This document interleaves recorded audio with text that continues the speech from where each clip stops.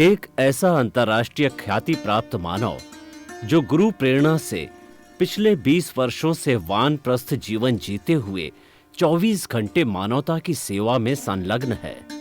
एक ऐसा मानव जो अभी राष्ट्रीय, अंतर्राष्ट्रीय टीवी चैनलों पर 7,500 एपिसोड के माध्यम से सनातन सत्य, आत्मविज्ञान एवं पुनरुत्थान, व्यवहार एवं निश्चय जगत के जीवनोपयोगी विषयों पर हृदय स्पर्शी प्रवचन कर चुका है।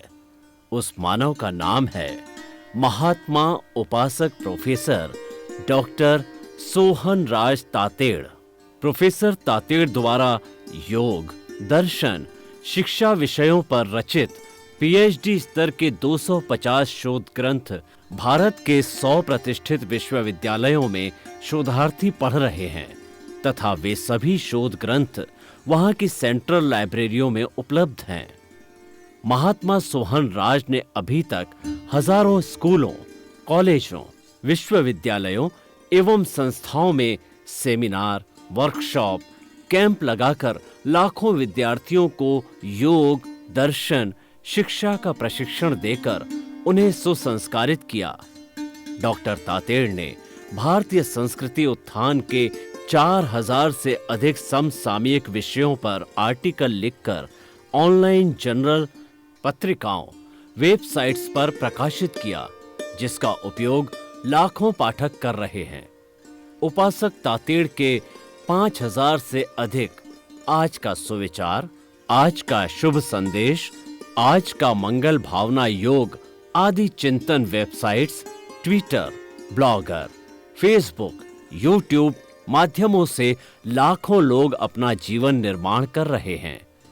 मानवता के मसीहा ऐसे महामानव महात्मा सोहन राज तातेड़ के प्रोफाइल को अभी तक विश्व के 20 लाख दर्शक यूट्यूब पर, 12 लाख गूगल पर एवं लाखों दर्शक फेसबुक, ब्लॉगर, ट्विटर और इंस्टाग्राम पर देख चुके हैं।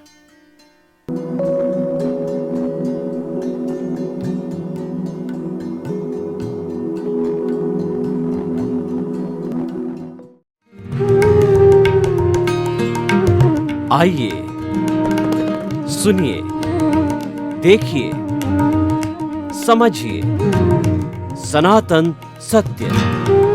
जैसी दृष्टि वैसी सृष्टि, दृष्टि विज्ञान। कुदरत, कुदरती रचना एवं कुदरत के कानून से शाश्वत सुख की प्राप्ति। जोधपुर के परम पूज्य महात्मा उपासक प्रोफेसर डॉक्टर सोहन राज तातेड़ के निर्देशन में सनातन सत्य। जैसी दृष्टि वैसी सृष्टि, दृष्टि विज्ञान।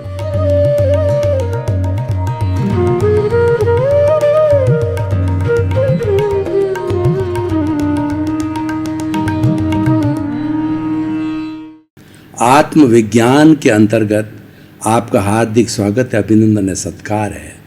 आत्मविज्ञान में हम प्रतिदिन आपको आत्मा का ज्ञान देते हैं, आपको जीवात्मा से अंतरात्मा बनाने की प्रक्रिया बताते हैं और अंतरात्मा से आप परमात्मा बन सकते हो, ईश्वर बन सकते हो। सारी पूरी प्रक्रिया हम एक एक एपिसोड के माध्यम से अलग अलग आपको बता रहे हैं और उसके लिए हम राइट विज़न, राइट थिंकिंग, सही दृष्टि, सही सोच देते हैं। आपकी रॉन्ग बिलीफ को हटा करके हम राइट बिलीफ बनाने की कोशिश करते हैं। तो इसी क्रम में जो हमारा ये एपिसोड जो है वो है 3 गुप्ती, बहुत सुंदर एपिसोड है। और पहले हमने जो जिक्र किया कि 8 हमारी माताएं हैं, उनकी शरण में हम जाएं। माता की शरण में जब बच्चा जाता है तो वह सुरक्षित हो जाता है, क्योंकि माता करुणा का दरिया होता है, करुणा का सागर होता है। माँ के समान इस दुनिया के अंदर कोई वस्तु नहीं होती है। सारी दुनिया, सारी पृथ्वी की परिक्रमा कर लो, जो सर्वोत्तम प्राणी अगर कोई है इस सृष्टि में तो माँ है। माँ कहते ही हमारा मुंह जो है भर जाता है, क्योंकि माँ हमारा हित चाहती है। माँ कभी भी अपना अगर पुत्र कपूत हो उसका अहित नहीं चाहेगी। पिता तो फिर भी चाह सकता है, माँ कभी भी नहीं चाहेगी। वह सर्व कल्याणकारी होती है। तो इसीलिए माँ को जो उसका निर्माण किया है, इस जो ईश्वर ने जिसका निर्माण किया, जिस माँ का, उसको एक करुणा की मूर्ति बना करके भेजा है। उसी कारण ये सृष्टि चल रही। स्त्री न हो तो ये सृष्टि चले ही नहीं। उस 8 माताओं की मैं बात कर रहा था, 5 माता, क्योंकि अणुव्रत महाव्रत जो है ये दोनों ज्ञान की श्रेणी है। यही अंतरात्मा के पद पर आ चुके हैं और दोनों ही अपने अपने तरीके से जो ये परमात्मा बनने की क्रिया में लग गए, इन्होंने ज्ञान प्राप्त कर लिया है। तो अब जो हम 8 आत्माओं में से 5, क्योंकि कोई हमको एक पद्धति लेकर के चलना पड़ता है, तो 5 जो माताओं की हमने बात करी, इरिया समिति, इरिया भाषा, ऐष्णा, आदान निक्षेप और उत्सर्जन समिति। अब 5 समितियों की बात कर चुके हैं। अब 3 गुप्ती की बात करेंगे। तीसरी जो है 3 और माताओं की बात करेंगे। वो 3 गुप्ती कौन सी है? मनोगुप्ती, वचन गुप्ती और काया गुप्ती। तीनों बहुत जरूरी है। ये जो हमको मन वचन काया रूपी जो शरीर मिला है, पूर्व जन्मों के कर्मों के भुगतान के लिए मिला है। इसमें भी मन वचन काया आई। मन वचन काया के बिना व्यक्ति सृष्टि का कोई कार्य नहीं कर सकता। वह न भूत में जा सकता है, न भविष्य में जा सकता है, न वर्तमान में रह सकता है, न बोल सकता है, न खा सकता है, न पी सकता है। कोई भी कार्य नहीं कर सकता। वो तो डेड बॉडी हो जाएगा। इस डेड बॉडी को लाइव बॉडी बनाने के लिए मन वचन काया तीनों जैन परिभाषा में योग कहलाते हैं। ज्ञान की परिभाषा में इसको योग कहते हैं। योग का मतलब जोड़ना। ये शरीर को जोड़ती है, ये हमारे ज्ञान को जोड़ती है और ये हमारे व्यवहार जगत को निश्चय जगत से जोड़ती है। ये तीनों नहीं हो तो व्यवहार चल ही नहीं सकता। व्यवहार तो मन वचन काया के पीछे ही होता है। तो इसलिए इसको गुप्ती, गुप्ती का मतलब गुप्त में रखने वाला। तो मन वचन काया की जो साधना कर लेता है वो सर्वोत्कृष्ट साधन हो जाता है। तीनों को पूर्ण वश में करने वाला ज्ञानी पुरुष जो है वो अंतरात्मा से परमात्मा भगवान ईश्वर बन जाता है। तो वही हम आपको बताना चाहते हैं। मनोगुप्ती, मन का कार्य होता है कि जो 5 मन के 2 कार्य हैं। तो 5 इंद्रियां जो बाहर से जो है वो 23 विषय लेकर के आती है। तो उनका कार्य विषयों को ग्रहण करना। दृश्य देख लिया, चख लिया, स्पर्श कर लिया, सुगंध दुर्गंध देख ली, ठीक है, और उसके बाद सुन लिया। वो जो कुछ किया वो ला करके मैनेजर साहब मन को दे देती है। तो मन का एक कार्य हो गया कि 5 इंद्रियों के द्वारा लाए गए विषयों की जो है संयोजना करना, उसकी मैनेजरशिप करना, एक कार्य। दूसरा मनोगुप्ती का कार्य यह है कि भूत भविष्य वर्तमान में मन जाता है। भूतकाल में मन जाता है तो वह कल्पना कर लेता है, मैं 10 साल का था, 20 साल का था, वहाँ रहता था और ये मेरे नानी दादा वो घर था, वहाँ खेलता था। तो ये हो गई हमारी भूतकाल की जो है वो हमारी स्मृति। और मन जब भविष्य में जाता तो कल्पना करता है कि मुझे ऐसा बनना है, मुझे ये कार्य करता, जीवन के अंदर ये कार्य हो चुका है, ये करना है, करोड़पति है तो अरबपति बनना है, और विद्वान है तो मैं इतनी पुस्तकें लिख चुका हूँ और लिखना है, और जो उपदेशक है इतने उपदेश दे दिए हैं, इतने और देने हैं। तो ये सारी कल्पना हो जाती है। तो जो हमारा भूत भविष्य वर्तमान है, इन सब के जाने वाला भी मन होता है। वैसे देखिए, मनुष्य को हमेशा प्रोडक्टिव वर्क होता है वो वर्तमान का क्षण ही होता है। भूत तो और भविष्य नॉन प्रोडक्टिव है। लेकिन हमारा वर्तमान बना कहाँ से? हमारे जो भूतकाल से वर्तमान बना है और भविष्य से ही वर्तमान, हमारा भविष्य जो वर्तमान का समय है वो भविष्य बनाएगा। और भूत से वर्तमान में, यानी हम इसको जो है अखंड रूप में मानना पड़ेगा, खंड खंड नहीं कर सकते। हमारे तीनों के लिए वर्तमान भूत भविष्य तीनों ही आवश्यक, पर रहना वर्तमान में। हमको जब आवश्यकता हो तब हमें भूत और भविष्य को काम में लेना है, लेकिन रहना हमारे को वर्तमान में रहना भाव क्रिया कहलाती है। वर्तमान प्रोडक्टिव है और वर्तमान से हमारा जीवन बनता है, वर्तमान से हम ज्ञाता दृष्टा में रहते हैं, वर्तमान से ही जो हमारा ज्ञान हाजिर रहता है, प्रज्ञा हाजिर रहती है, संवर रहता, हम अकर्ता भाव में होते हैं और हम ये ज्ञान करते हैं कि जो इस जगत को चलाने वाली व्यवस्था, ये सारी बातें हैं जो होती वर्तमान में ही होती है। तो हम बात कर रहे थे कि जो है ये मन, और मन के लिए कहा जाता है कि मन तो नौकर है। किसका नौकर है? चित्त का नौकर है। चित्त जो है परमानेंट होता है और मन जो है वो पौद्गलिक होता, टेम्परेरी होता है। मनन से पहले मन नहीं होता, मनन के बाद मन नहीं होता। जब हम मनन करते हैं, हम विचार करते हैं, उसी समय मन पैदा होता है। इसीलिए हमारी मन से अमन बनने की क्रिया का अर्थ होता है कि हमें परमात्मा बनना। मोक्ष में जाने के लिए हमें मन को छोड़ना होता है, विचारों को छोड़ना होता है। तो जितनी भी विचारधारा होती है वो सारी मन के लिए होता है। और मन की गुप्ती में जाने का अर्थ होता है कि ज्ञान लिए हुए व्यक्ति को जो हमारा मन वचन काया रूपी शरीर का जितना भी भुगतान है वो विचारों के द्वारा होता, मन के द्वारा होता है। लेकिन हमें उन विचारों के साथ जुड़ना नहीं है, उन विचारों को बाईपास करना होता है। विचारों को जाने दो, जाने दो, जाने दो, बाईपास करो। उसके साथ जुड़ने का अर्थ होता है राग द्वेष पैदा होना। फिर हम उसी चक्कर में पड़ गए। हमारा राग द्वेष तो हमारे ज्ञानी पुरुष ने हर लिया, लेकिन हमारा प्रतिष्ठित रूप में जो हमारा जो डिस्चार्ज यानी हमारा जो अहंकार जो कि निर्जरा होने वाला वो हाजिर है। तो वही खेल करवाता है और हम जुड़ गए तो फिर वो राग द्वेष के अंदर जुड़ गए। फिर हमारा जो है वो वापस भाव बिगड़ेंगे तो फिर भव पैदा हो जाएंगे।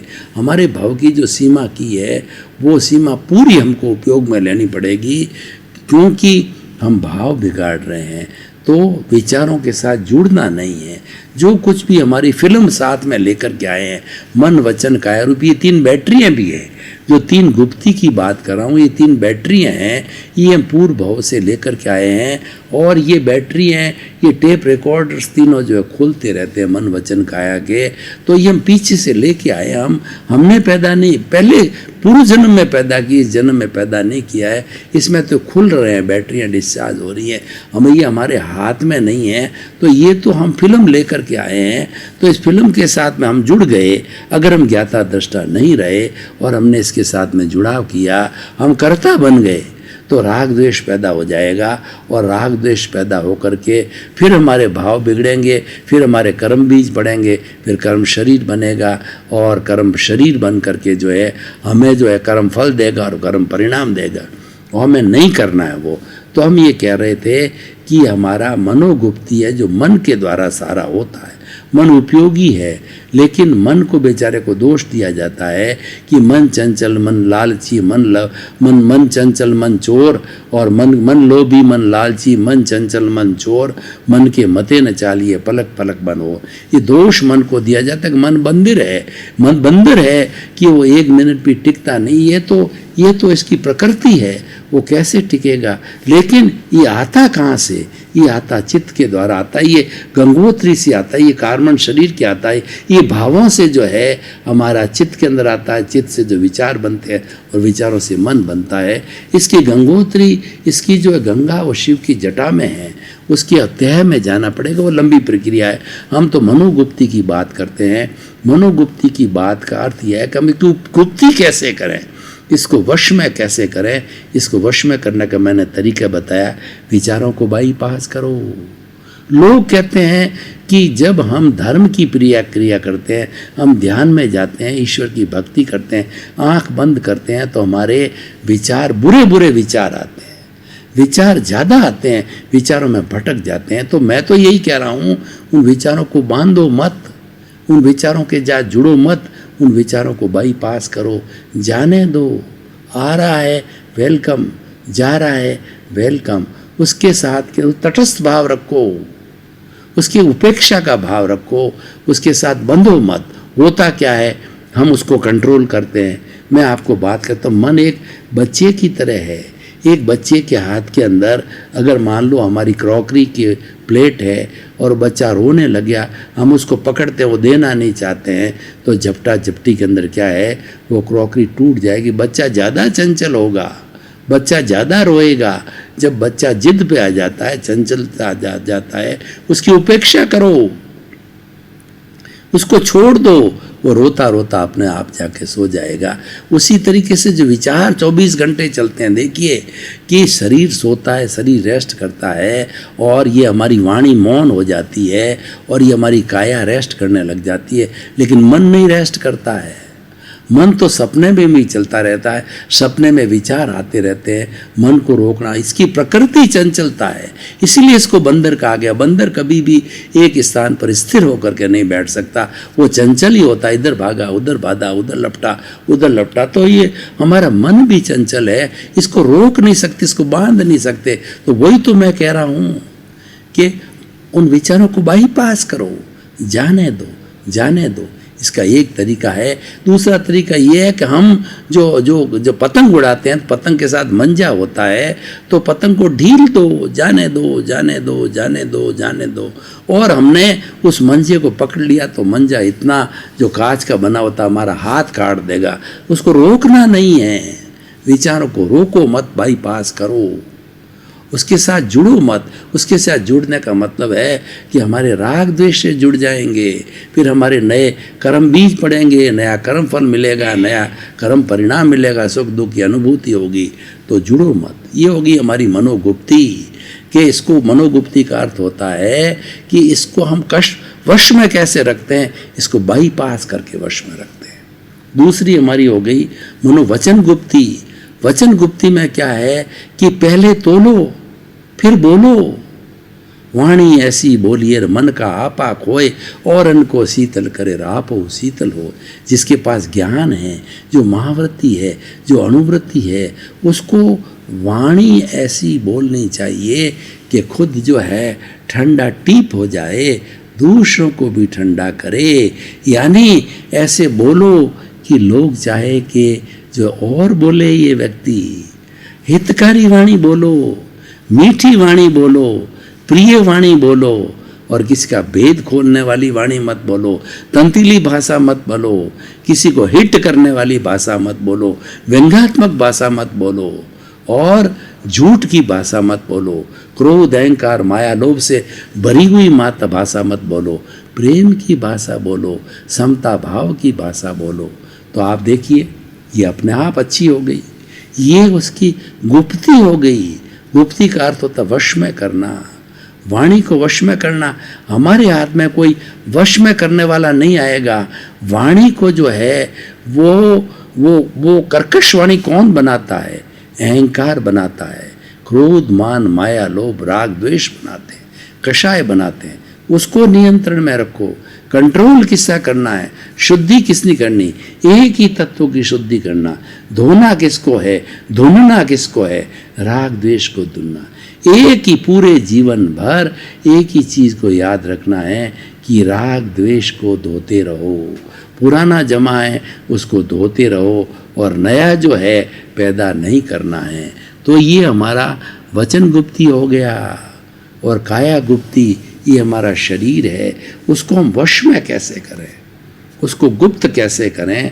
उसको गुप्त में करने के लिए, काय गुप्ते के लिए जो हमारे शास्त्रों में आता है, वह आता कायोत्सर्ग। काया का उत्सर्ग करो, ये भान करो कि शरीर में रहते हुए भी शरीर का भान न हो। उसके लिए कायोत्सर्ग किया जाता है। कायोत्सर्ग करने के लिए सबसे पहले श्वास को शिथिल किया जाता है कि श्वास लंबा हो। मैं आपको ये प्रयोग करा के आता हूँ, आप सीधी इसके अंदर प्रयोग कराना पड़ेगा। आप सीधे बैठ जाइए, रीढ़ की हड्डी सीधी, आंखें कोमलता से बंद, और ध्यान की मुद्रा में बैठ जाइए। अब जो है आप श्वास को शिथिल करिए, आते जाते श्वास को देखिए, श्वास को प्रयास करके थोड़ा लंबा श्वास आ रहा है, लंबा श्वास जा रहा है, आते जाते सांस को देखिए, लंबा श्वास, गहरा सांस, शिथिल सांस। हमारा श्वास लंबा हो गया है, गहरा हो गया है, शिथिल हो गया है। श्वास शिथिल, कोई अकड़न नहीं, कोई जकड़न नहीं, कोई तनाव नहीं, सहज श्वास चल रहा है। अब हम शरीर को शिथिल करेंगे। शरीर को शिथिल करने के लिए ऑटो सजेशन दीजिए। आप पूरे शरीर में चित्त को घुमाइए, पूरे शरीर में एक एक अवयव तक चित्त को घुमाइए। ऑटो सजेशन दीजिए, मेरा शरीर शिथिल हो जाए, शरीर शिथिल हो जाए, शरीर शिथिल हो रहा है। अनुभव कीजिए, पूरा शरीर शिथिल हो रहा है। सुझाव दीजिए, अनुभव कीजिए, पूरा शरीर रुई की भांति हल्का हो गया है। कोई अकड़न नहीं, कोई जकड़न नहीं, कोई तनाव नहीं, कोई भारीपन नहीं, कोई स्ट्रेस नहीं, कोई स्ट्रेस नहीं। मुझे महसूस हो रहा है मेरा शरीर मेरे स्थान से 1 फुट ऊंचा उठ रहा है। रुई की भांति शरीर हल्का हो गया है, शिथिल हो गया है, शिथिल हो गया है। शरीर शिथिल, सांस शिथिल। धीरे धीरे आप थोड़ा भारीपन का महसूस करके अपनी मूल अवस्था में आइए। दोनों हाथों को मसलिए। ईश्वर से भीतर से आपको ऊर्जा मिली है, उस ऊर्जा को आप सिर पे ले जाइए, आँखों पे ले जाइए। 3 बार कीजिए। प्रभु की आपको शक्ति मिली है, प्रभु का आपको आशीर्वाद मिल रहा है। इस तरीके से आप महसूस करेंगे कि शरीर शिथिल हो गया है, शवासन हो गया है, कायोत्सर्ग हो गया है, शरीर रुई की भांति हल्का हो गया है। कोई अकड़न नहीं, कोई जकड़न नहीं, कोई तनाव नहीं, कोई स्ट्रेस नहीं, कोई स्ट्रेस नहीं। इस तरीके से ये काय गुप्ती हो गई।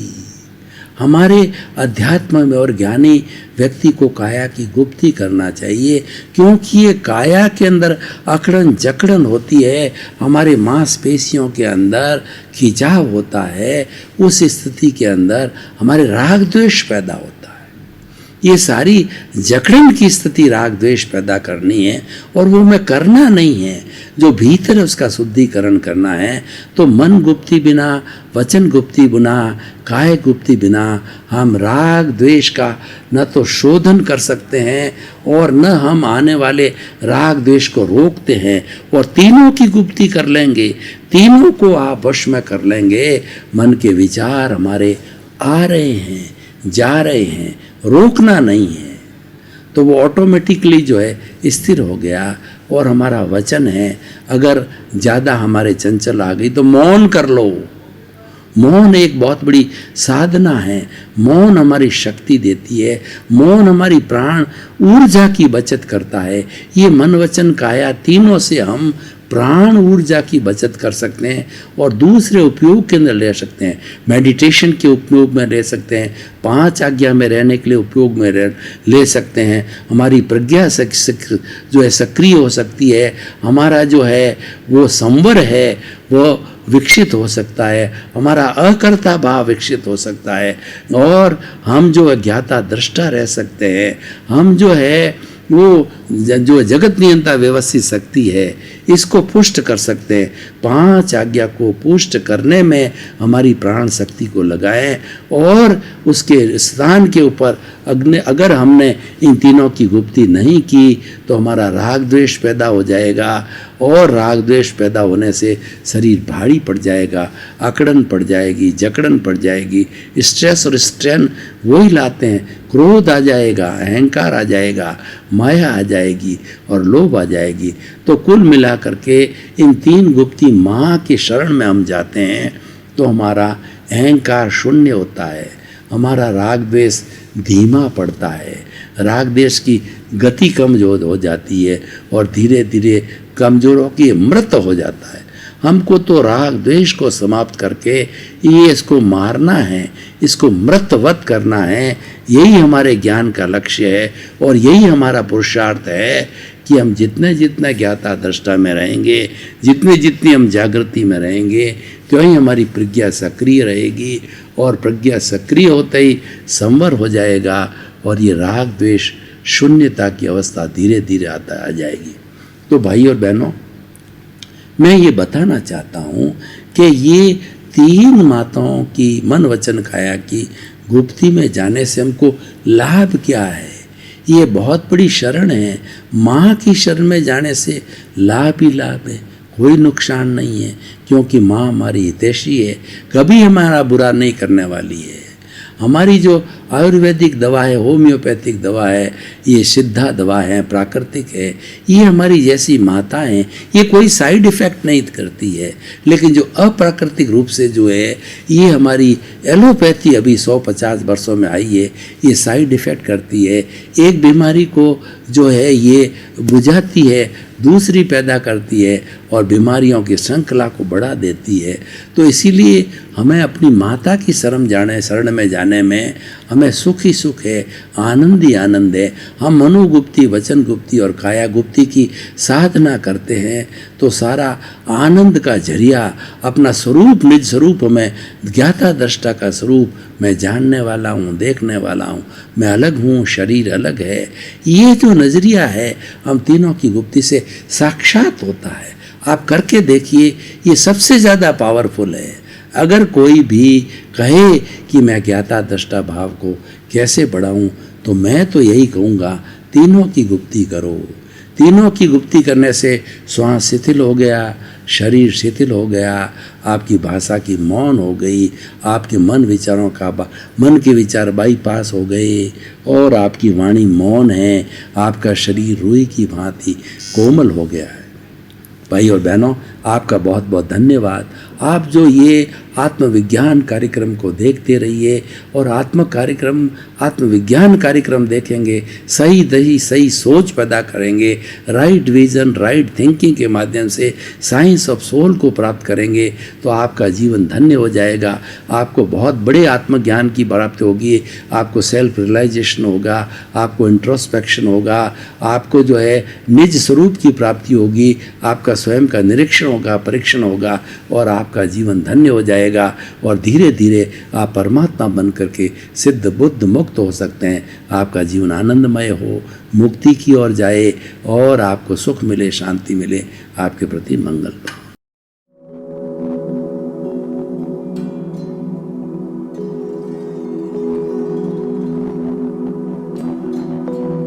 एक ऐसा अंतर्राष्ट्रीय ख्याति प्राप्त मानव जो गुरु प्रेरणा से पिछले 20 वर्षों से वानप्रस्थ जीवन जीते हुए 24 घंटे मानवता की सेवा में संलग्न है। एक ऐसा मानव जो अभी राष्ट्रीय, अंतर्राष्ट्रीय टीवी चैनलों पर 7,500 एपिसोड के माध्यम से सनातन सत्य, आत्मविज्ञान एवं पुनरुत्थान, व्यवहार एवं निश्चय जगत के जीवनोपयोगी विषयों पर हृदय स्पर्शी प्रवचन कर चुका है। उस मानव का नाम है महात्मा उपासक प्रोफेसर डॉक्टर सोहन राज तातेड़। प्रोफेसर तातेड़ द्वारा योग, दर्शन, शिक्षा विषयों पर रचित पीएचडी स्तर के 250 शोध ग्रंथ भारत के 100 प्रतिष्ठित विश्वविद्यालयों में शोधार्थी पढ़ रहे हैं तथा वे सभी शोध ग्रंथ वहां की सेंट्रल लाइब्रेरियों में उपलब्ध हैं। महात्मा सोहन राज ने अभी तक हजारों स्कूलों, कॉलेजों, विश्वविद्यालयों एवं संस्थाओं में सेमिनार, वर्कशॉप, कैंप लगाकर लाखों विद्यार्थियों को योग, दर्शन, शिक्षा का प्रशिक्षण देकर उन्हें सुसंस्कारित किया। डॉक्टर तातेड़ ने भारतीय संस्कृति उत्थान के 4000 से अधिक समसामयिक विषयों पर आर्टिकल लिखकर ऑनलाइन जर्नल, पत्रिकाओं, वेबसाइट्स पर प्रकाशित किया, जिसका उपयोग लाखों पाठक कर रहे हैं। उपासक तातेड़ के 5000 से अधिक आज का सुविचार, आज का शुभ संदेश, आज का मंगल भावना योग आदि चिंतन websites, Twitter, blogger, Facebook, YouTube माध्यमों से लाखों लोग अपना जीवन निर्माण कर रहे हैं। मानवता के मसीहा ऐसे महामानव महात्मा सोहन राज तातेड़ के प्रोफाइल को अभी तक विश्व के 20 लाख दर्शक यूट्यूब पर, 12 लाख गूगल पर एवं लाखों दर्शक फेसबुक, ब्लॉगर, ट्विटर और इंस्टाग्राम पर देख चुके हैं।